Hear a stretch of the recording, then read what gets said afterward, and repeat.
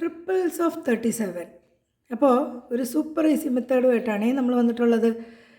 Triples of 37. 37ൻ്റെ ട്രിപ്പിൾസിൻ്റെ answer നമുക്ക് എങ്ങനെ easy ആയിട്ട് കാണാൻ പറ്റും? ഫസ്റ്റ് ഓഫ് ഓൾ 37 ഇൻറ്റു 3 എന്ന് പറയുന്നത് 111 ആണ്. അപ്പോൾ നമുക്കതൊന്ന് ചെക്ക് ചെയ്യാം.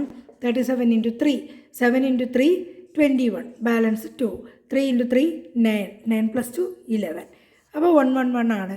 അപ്പോൾ അങ്ങനെയാണെങ്കിൽ 37 ഇൻറ്റു 6 നമുക്ക് എങ്ങനെ ചെയ്യാൻ പറ്റും? അതായത് 37 ഇൻറ്റു 6 എന്ന് പറയുന്നത് നമുക്ക് it can be written as 3 into 2 അല്ലേ?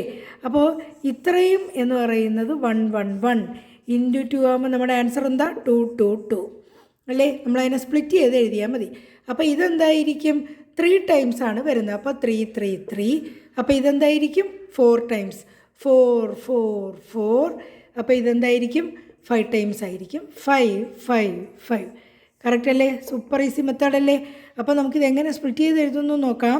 37 ഇൻറ്റു 15, അതിനെ നമുക്ക് 37 ഇൻറ്റു 3 എന്ന് എഴുതാം, ഇൻറ്റു 5. 15നെ 3 ഇൻറ്റു 5 എന്ന് എഴുതാം. 37 ഇൻറ്റു 3 നമുക്കറിയാം 111 ആണ്. അതിനെ 5 കൊണ്ട് മൾട്ടിപ്ലൈ ചെയ്യുമ്പോൾ നമുക്ക് 555 എന്ന് ആൻസർ കിട്ടും. ഈസി അല്ലേ?